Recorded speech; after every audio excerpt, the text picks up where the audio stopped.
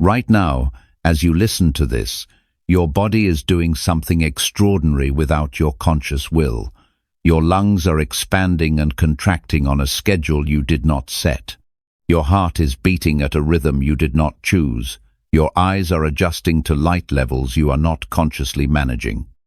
Thousands of micro-corrections are happening across your musculature, keeping you upright, functional, and physically present. These are the mechanical processes that happen in the human body. This is quite remarkable, isn't it? It surely is. But when this mechanicality intrudes on the human psyche, it becomes sleep. The one that, experiencing these bodily functions, is independent. But the illusion of the mind starts to call the one as a part of the same mechanical function. The mind forgets that there is an astral body underneath the physical body. This is the major issue with humanity that Gurdjieff identified. He spent decades trying to solve this problem. His solution was not meditation in the way that word is currently understood. It was not breathwork, not journaling, or any of the contemporary practices that address the mind while leaving the body to its automation. His solution was a system of movement so geometrically demanding and deliberately contrary to the body's habitual logic that the mind could not remain at its comfortable distance. It was forced down to feel what it had been floating above for so long. He called them the movements. They are unlike anything else in the history of spiritual practice.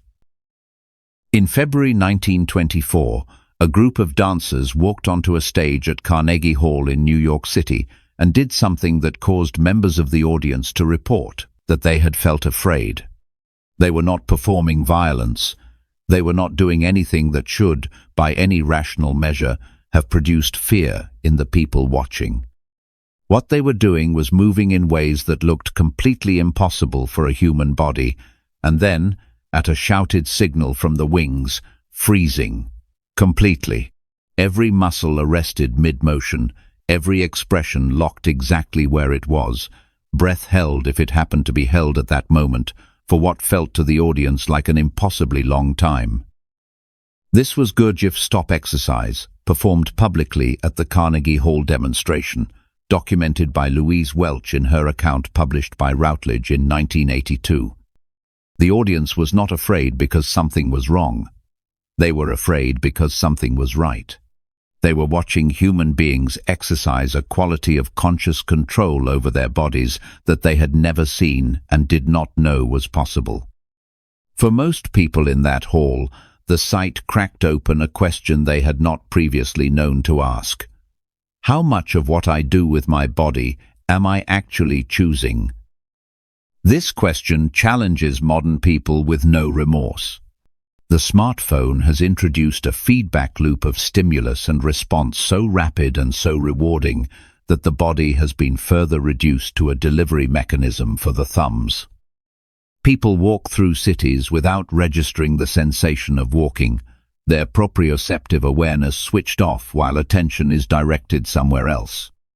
The body becomes, in this arrangement, something to be managed rather than inhabited. This is not just spiritual poverty, this is a major cause of anxiety and life-threatening accidents. Gurdjieff saw this psychological condition in humans and designed practical physical movements to shatter this condition. He was explicit that the movements were not dance or exercise in any conventional sense. He described them, in his own writing preserved in Views from the Real World, as a means of transmitting knowledge that cannot be transmitted through language. The body, in the right conditions, can know things the mind cannot be told. But the body, in its habituated state, is too locked into its own patterns to receive anything new. So before knowledge can enter, the automatism has to be broken. Watch a video of the movements, and something will strike you before you can articulate what it is. The arms are doing one thing. The legs are doing something entirely different. The head is turning on a rhythm that belongs to neither. And behind all of this, the face holds an expression of concentrated stillness that sits in startling contrast to the complexity of what the limbs are doing.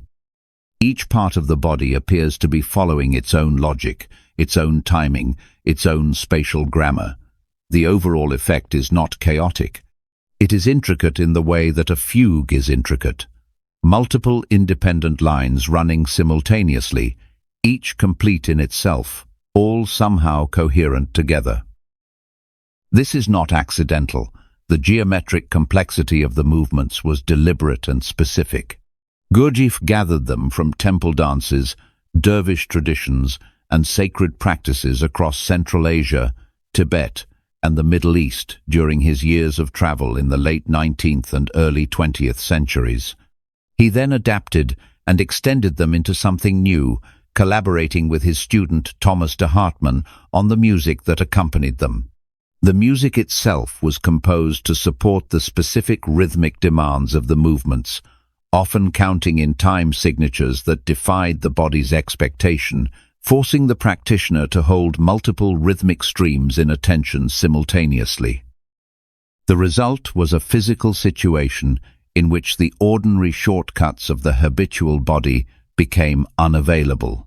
When the right arm is moving in a slow circular arc, the left arm in a faster linear path, and the feet stepping to a third independent count, the automatic pilot that normally coordinates movement cannot cope. It was not built for this. The habitual motor system operates by pattern recognition and prediction, executing learned sequences with minimal conscious input. The movements offered no learned sequence to fall back on. They demanded, at every moment, the active participation of attention. This is what Gurdjieff meant by friction in the context of the movements. Not physical pain, not exhaustion. The specific cognitive and somatic discomfort of a body being asked to do something for which no habit exists, in front of which the usual shortcuts fail, and in which the only available resource is the quality of attention brought to bear right now.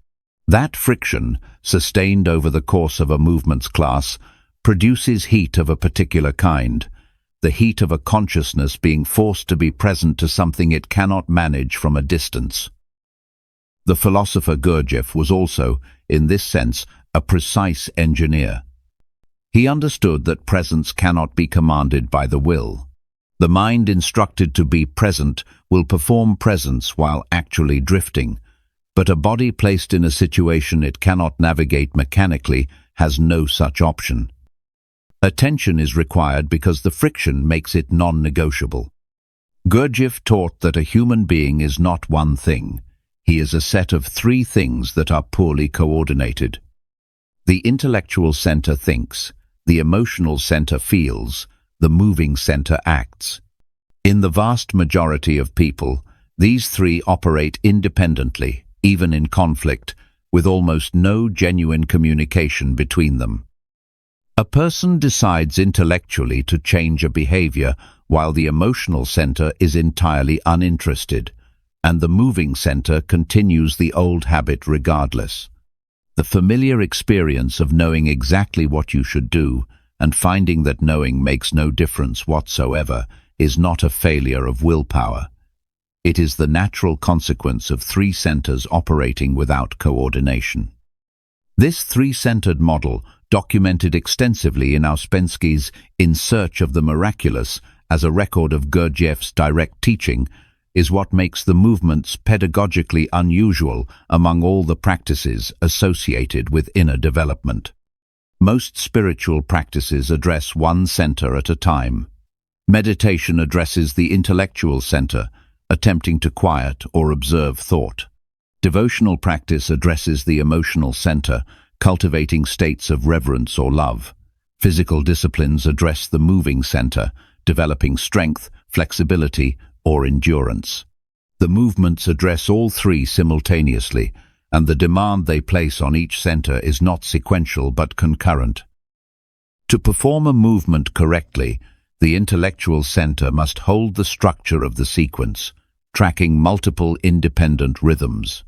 The emotional center is activated by the music and by the quality of attention the practice requires, which has, in sustained form, a texture that practitioners consistently describe as something close to prayer. And the moving center is doing things it has never done before, negotiating spatial relationships that have no habitual template. All three centers are working. All three are working at once. The state this produces is, by all accounts of those who have practiced the movement seriously, entirely unlike the state produced by any single-centered practice. What happens when three centers are genuinely coordinated, even briefly, is what Gurdjieff meant by presence. Not the word as it has entered wellness culture, stripped of its difficulty and used as a synonym for relaxation. Presence, in Gurdjieff's sense, is an active state, requiring effort, sustained against the constant pull of mechanicalness. It is uncomfortable.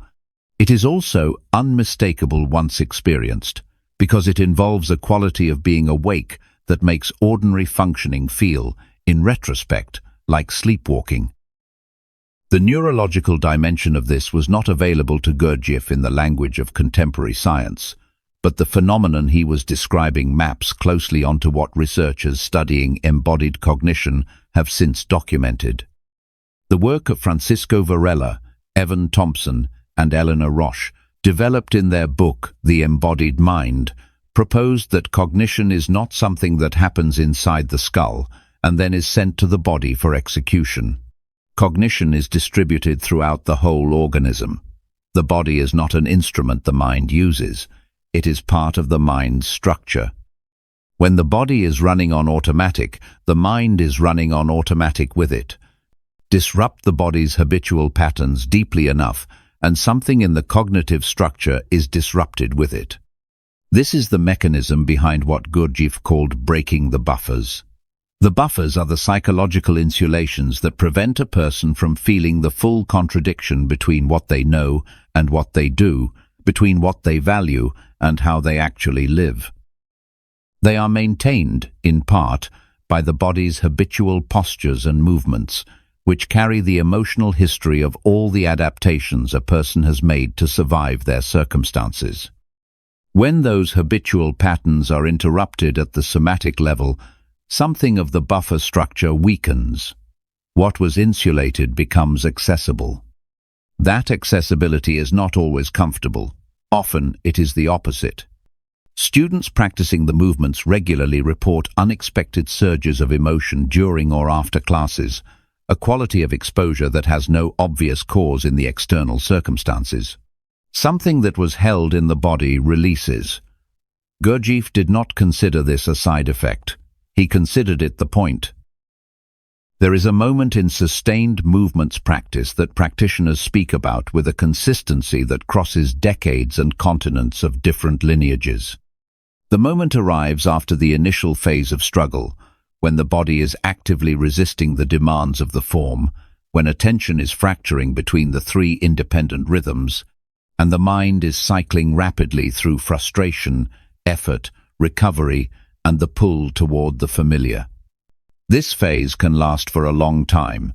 It is not pleasant. The ego finds it especially difficult because the ego's primary function is competence management, and in the movements, for a prolonged period, competence is unavailable. But then, in some practitioners at some moments, something shifts. The struggle does not end, but the relationship to the struggle changes. There is a quality of attention that arrives that is different from the effortful attention that preceded it. Cleaner, less identified with the outcome. The body continues doing what the body is doing. The centers continue their coordinated work, but the person watching all of this is no longer quite so entangled in it. A small distance opens, and in that distance, there is something that Gurdjieff's students called self-remembering, the simultaneous awareness of what is happening and of the one to whom it is happening. This is alchemy in the literal sense the word was always meant to indicate, a transformation of substance. Lead into gold, in the alchemical tradition, was never primarily about metals. It was a description of the transformation of a coarse, heavy state of consciousness into a finer, more luminous one, through a process that involved heat, pressure, and time. The movements produce that heat. The structure of the practice provides the pressure. The practitioner provides the time. What emerges from this process is a nervous system that has learned, through repeated contact with difficulty, to remain functional under conditions that would previously have produced fragmentation. The person who has seriously practiced the movements carries something that has no name in conventional psychological vocabulary, a quality of composure that is not the absence of feeling, but the presence of a stable witness alongside feeling. They can be moved without being swept away. They can engage with chaos without becoming chaotic. This distinction between the movements and the contemporary mindfulness movement is worth pressing carefully. The mindfulness industry, now worth billions of dollars globally and embedded in corporate wellness programs, schools, and hospitals, offers a genuine and valuable technology for reducing the reactivity of the nervous system. The research supporting its efficacy for stress reduction and certain clinical applications is substantial. But it addresses the mind from the mind. It asks awareness to turn upon itself, to observe the traffic of thought without attachment. This is valuable. It is also fundamentally passive. The meditator sits. The practice comes to the meditator. The movements go to the practitioner and pull them out of their chair. They make demands that cannot be met from a position of comfort. They require the whole organism, working beyond its habitual capacity, to discover what it is actually capable of when the autopilot has been overridden. The stillness that Gurdjieff's system aimed at was not the stillness of the meditation cushion. It was what Ouspensky's recorded conversations with Gurdjieff called inner freedom, a state of non-identification available in the midst of movement, noise, complexity, and friction. The world does not cooperate by becoming quiet. The practitioner develops the capacity to be quiet within a world that doesn't. Gurdjieff was not building monasteries. This is among the most important facts about his teaching, and the one most easily missed by people who encounter it through its esoteric surface. He called his approach the fourth way, specifically to distinguish it from the three traditional paths of inner development: the way of the fakir, who works through physical extremity; the way of the monk, who works through devotion and renunciation; and the way of the yogi, who works through knowledge and meditation. All three of these, he argued, require a withdrawal from ordinary life. They demand conditions that ordinary life does not provide, and they develop one center at a time, leaving the others relatively unaddressed. The person who has developed, through genuine somatic work, some capacity to stand aside from their own mechanical responses has a different relationship to the same environment. They are in it. They feel its pull. But alongside the pull, something notices the pull. In that noticing, real choice becomes available that was not there before. This is what Gurdjieff meant when he described the goal of inner work as developing a stable I. Not a rigid personality, not an ego fortified against experience, but a center of gravity that remains recognizable across circumstances. The movements are training for exactly this. The geometry practiced in that hall, the coordination of three centers, and the development of a witness alongside the doing. All of this is a preparation for the world as it is, not the world as we would prefer it to be for the sake of our practice. Gurdjieff told his students that there is no point in working on oneself only in favorable conditions. Favorable conditions are not life. Life is what arrives when the conditions turn unfavorable, when the body is tired, when the emotions are activated, and when the mind is scattered by competing demands. The value of any inner work is measured by what remains available in those conditions. What remains, after serious engagement with the movements, is the body's memory of having been present when presence was difficult, a cellular record built through repeated contact with friction. That memory does not disappear when the class ends. It becomes a resource the organism can return to, not as a concept, not as a remembered instruction, but as a felt sense of what is possible when the autopilot is overridden. So never ignore your body thinking it is useless. It is the instrument for awakening. Use it.